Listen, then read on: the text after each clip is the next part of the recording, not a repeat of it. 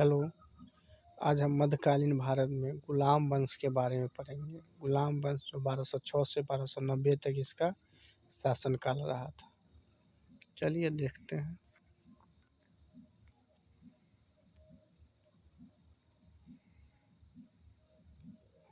सल्तनत काल में गुलाम वंश की स्थापना 1206 ईस्वी में कुतुबुद्दीन ऐबक ने किया था। गुलाम वंश की स्थापना कब हुआ था? 1206 ईस्वी में। किसने किया था? कुतुबुद्दीन ऐबक ने। वह गौरी का गुलाम था। क्वेश्चन आता है गुलाम वंश की स्थापना कब हुआ? 1206 में। गुलाम वंश का ही अन्य नाम है मामलुक वंश, दास वंश। गुलामों को फारसी में बंदगाह कहा जाता था।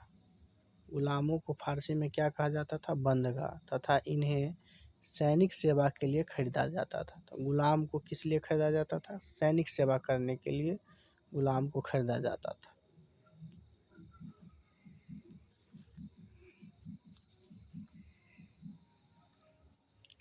कुतुबुद्दीन ऐबक ने अपना राज्याभिषेक 24 जून 1206 को किया था। तो कुतुबुद्दीन ऐबक का राज्याभिषेक कब हुआ था? 24 जून 1206 को हुआ था। कुतुबुद्दीन ऐबक ने अपनी राजधानी लाहौर में बनाई थी। कुतुबुद्दीन ऐबक की राजधानी कहाँ थी? लाहौर थी। कुतुबुद्दीन ऐबक ने कुतुब मीनार की नींव डाली थी। तो कुतुबुद्दीन ऐबक ने कुतुब मीनार की नींव किसने डाला था? तो कुतुबुद्दीन ऐबक ने डाला था। दिल्ली का कुब्बत उल इस्लाम मस्जिद एवं अजमेर का 2.5 दिन का झोपड़ा नामक मस्जिद का निर्माण ऐबक ने करवाया था। तो दिल्ली के कुब्बत उल इस्लाम मस्जिद का निर्माण किसने किया था? तो कुतुबुद्दीन ऐबक ने। और अजमेर में 2.5 दिन का झोपड़ा का निर्माण भी कुतुबुद्दीन ऐबक ने ही किया था। कुतुबुद्दीन ऐबक को लाख बख्श तो लाखों का दान देने वाला भी कहा जाता है। कुतुबुद्दीन को लाख बख्श कहा जाता है। कुतुबुद्दीन के समय में कुतुब मीनार की केवल पहली मंजिल बन सकी थी। कुतुब मीनार की पहली मंजिल किसने बनाया था? तो कुतुबुद्दीन ऐबक ने। इल्तुतमिश ने इसे 225 फीट ऊंचा 4 मंजिल बना दिया। फिरोज तुगलक के समय बिजली गिरने के कारण इसकी चौथी मंजिल नष्ट हो गई, जिसके कारण फिरोज ने इसमें 2 छोटी मंजिलें बनवा दिया, जिससे इसमें 5 मंजिल हो गई और इसकी ऊंचाई 9 फीट बढ़कर 234 फीट हो गई थी। सबसे पहले पूछा जाता कुतुब मीनार का निर्माण किसने किया था? तो कुतुबुद्दीन ऐबक ने। उसका नींव डाला था, लेकिन इसको पूरा किया इल्तुतमिश ने। लेकिन यह 4 ही मंजिल बनाया था और 5वीं मंजिल किसने बनाया था? फिरोज शाह तुगलक ने। तो अभी वर्तमान में कुतुब मीनार की ऊंचाई कितना है? 234 फीट हो गई है। कुतुब मीनार की ऊंचाई कितना है? 234 फीट।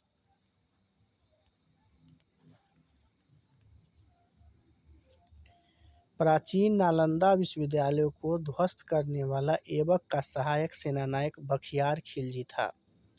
तो बिहार के नालंदा विश्वविद्यालय जो था उसको नष्ट करने वाला कौन था? ऐबक का सहायक सेनानायक बख्तियार खिलजी था। ऐबक की मृत्यु 1210 ईस्वी में चौगान खेलते समय घोड़े से गिरकर हो गई। इसे लाहौर में दफनाया गया था। कुतुबुद्दीन ऐबक की मृत्यु कब हुआ था? 1210 ईस्वी में। ऐबक का उत्तराधिकारी आराम शाह हुआ, जिसने 8 महीने तक शासन किया। तो कुतुबुद्दीन ऐबक का उत्तराधिकारी कौन हुआ? आराम शाह हुआ। आराम शाह की हत्या इल्तुतमिश ने कर दिया। आराम शाह की हत्या किसने किया था? इल्तुतमिश ने। और खुद 1211 में दिल्ली की गद्दी पर बैठ गया। इल्तुतमिश तुर्किस्तान का इलवरी तुर्क था, जो ऐबक का गुलाम एवं दामाद था। ऐबक की मृत्यु के समय वह बदायूं का गवर्नर था। कुतुबुद्दीन ऐबक की मृत्यु के समय इल्तुतमिश कहाँ था? तो बदायूं का गवर्नर था।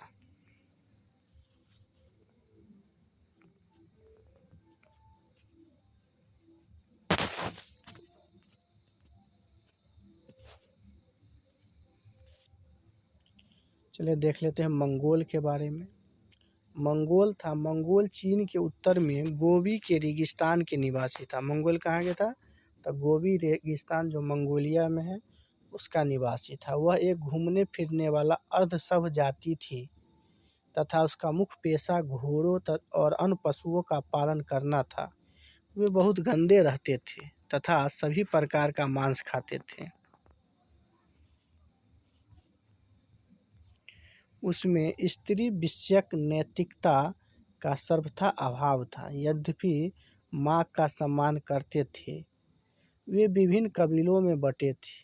इन्हीं कबीलों में से एक में 1163 ईस्वी में तेमुचीन उर्फ चंगेज खां का जन्म हुआ। चंगेज खां का जन्म कब हुआ? 1163 में, जिसे महान और श्रापित दोनों पुकारा जाता था। इसका पिता येसुगाई बहादुर था। इसके पिता चंगेज खान के पिता के नाम क्या था? येगुसाई बहादुर। तो इल्तुतमिश के महत्वपूर्ण कार्य थे। कुतुब मीनार के निर्माण को पूर्ण कराया। इल्तुतमिश ने कुतुब मीनार के निर्माण को क्या किया था? पूर्ण करवाया था। सबसे पहले शुद्ध अरबी सिक्के जारी किए। चांदी का टंका और तांबा का जीतल। तो चांदी का टंका और तांबा का जीतल किसने जारी किए थे? तो इल्तुतमिश ने किए थे। एकता प्रणाली किसने चालू किया था? इल्तुतमिश ने चालू किया था। 40 गुलाम सरदारों का संगठन बनाया जो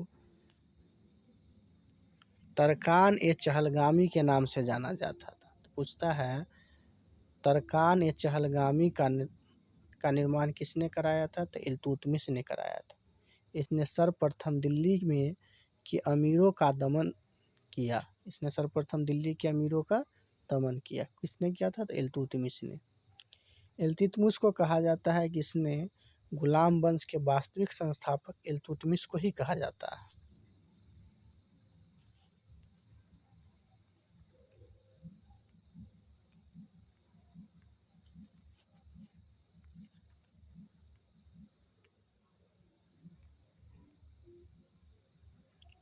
इल्तुतमिश लाहौर से राजधानी को स्थानांतरित करके दिल्ली लाया। तो लाहौर से राजधानी को दिल्ली किसने लाया था? तो इल्तुतमिश ने लाया था। इसने हौज ए सुल्तानी का निर्माण दिल्ली एक कोहना के निकट करवाया था। हौज ए सुल्तानी का निर्माण किसने कराया था? तो इल्तुतमिश ने कराया था। इल्तुतमिश पहला शासक था जिसने 1229 ईस्वी में बगदाद के खलीफा से सुल्तान पद की वैधानिक स्वीकृति प्राप्त की थी। तो पहला शासक इल्तुतमिश था जिसने 1229 में बगदाद के खलीफा से सुल्तान पद की वैधानिक स्वीकृति प्राप्त की। इल्तुतमिश की मृत्यु अप्रैल 1236 में हो गई। इल्तुतमिश की मृत्यु 1236 में हो गई।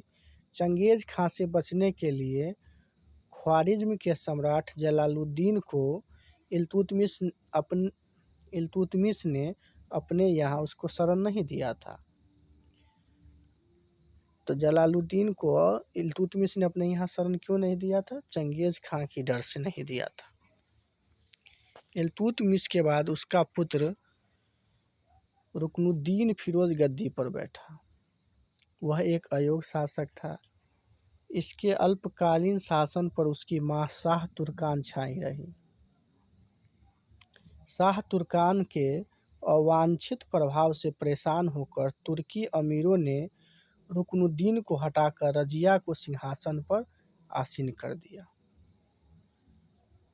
इस प्रकार रजिया बेगम प्रथम मुस्लिम महिला थी जिसने दिल्ली शासन की बागडोर संभाली थी। तो दिल्ली सल्तनत की प्रथम महिला शासिका कौन थी? रजिया बेगम थी। रजिया ने पर्दा प्रथा का त्याग कर वह पुरुषों की तरह चोगा, कावा एवं कुलाह टोपी पहनकर राजदरबार में खुले मुंह से जाने लगी। रजिया ने मलिक जमालुद्दीन याकूत को अमीर आखुर घोड़े का सरदार नियुक्त किया। गैर तुर्कों को सामंत बनाने के रजिया के प्रयासों से तुर्की अमीर विरुद्ध हो गए और उसे बंदी बनाकर दिल्ली की गद्दी पर मुइजुद्दीन बहराम शाह को बैठा दिया। रजिया की शादी अल्तुनिया के साथ हुआ था। इससे शादी करने के बाद रजिया ने पुनः गद्दी प्राप्त करने का प्रयास किया, लेकिन वह असफल रही।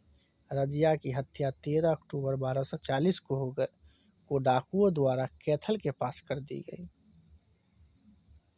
बहराम शाह को बंदी बनाकर उसकी हत्या मई 1242 में कर दी गई। उसके बाद दिल्ली का सुल्तान अलाउद्दीन मसूद शाह बना। सबसे पहले रजिया सुल्तान कब से कब तक शासन रहा? तो 1236 से 1240 तक रहा था। क्वेश्चन पूछता है रजिया सुल्तान की कब से कब तक शासन किया था? तो 1236 से 1240। बहराम शाह को बंदी बनाकर उसकी हत्या मई 1240 में कर दी गई। उसके बाद दिल्ली का सुल्तान अलाउद्दीन मसूद शाह बना। बलबन ने प्रचंड के द्वारा 1246 ईस्वी में अलाउद्दीन मसूद शाह को सुल्तान के पद से हटाकर नासिरुद्दीन महमूद को सुल्तान बना दिया। तो 1246 में कौन सुल्तान बना? नासिरुद्दीन महमूद। किसके सहयोग से? बलबन के सहयोग से। नासिरुद्दीन महमूद ऐसा सुल्तान था जो टोपी सीकर अपना जीवन निर्वाह करता था। बलबन ने अपनी पुत्री का विवाह नासिरुद्दीन महमूद के साथ किया था। बलबन का वास्तविक नाम बहाउद्दीन था। बलबन का वास्तविक नाम क्या था? बहाउद्दीन। वह इल्तुतमिश का गुलाम था। तुर्कान ए चिहलगानी को विनाश बलबन ने किया था। तो क्वेश्चन आता है तुर्कान ए चिहलगानी का विनाश किसने किया था? बलबन ने किया था। बलबन 1236 में बलबन 1266 में गियासुद्दीन बलबन के नाम से दिल्ली की गद्दी पर बैठा था। बलबन दिल्ली की गद्दी पर कब बैठा था? 1266 में। यह मंगोलों के आक्रमण से दिल्ली की रक्षा करने में सफल रहा। सीरी नामक नया नगर बलबन ने बसाया था। तो सीरी नामक नया नगर किसने बसाया था? बलबन ने। राज दरबार में सिजदा एवं फैबोस प्रथा की शुरुआत बलबन ने किया था। सिजदा और पैबोस प्रथा की शुरुआत किसने किया था? बलबन ने। और नवरोज त्यौहार की शुरुआत भी बलबन ने ही किया था। बलबन ने फारसी रीति रिवाज पर आधारित नवरोज फारसी साल का पहला दिन उत्सव को प्रारंभ किया। तो क्वेश्चन आता है नवरोज त्यौहार का शुरुआत किसने किया? बलबन ने। सिजदा एवं पैबोस प्रथा की शुरुआत किसने किया था? बलबन ने किया था। सीरी नामक नया नगर किसने बसाया था? तो बलबन ने बसाया था। अपने विरोधियों के प्रति बलबन ने लौह एवं रक्त की नीति अपनाया था, है ना। कठोर नीति था, जो लौह एवं रक्त की कठोर नीति अपनाया था। क्वेश्चन आता है लौह एवं रक्त की नीति का पालन किसने किया था? तो बलबन ने किया था। नासिरुद्दीन महमूद ने बलबन को उल्गू खां की उपाधि दी थी। बलबन आखेट अभियान के बहाने अपनी सेना को लंबी दूरी तक कवायद कराकर दुरुस्त रखता था। बलबन के दरबार में फारसी के प्रसिद्ध कवि अमीर खुसरो एवं अमीर हसन रहते थे। तो अमीर खुसरो और अमीर हसन किसके दरबार में रहते थे? तो बलबन के दरबार में रहते थे। गुलाम वंश का अंतिम शासक था शमुद्दीन कैमुर्स। गुलाम वंश का अंतिम शासक कौन था? शमुद्दीन कैमुर्स था। चलिए ठीक है। तो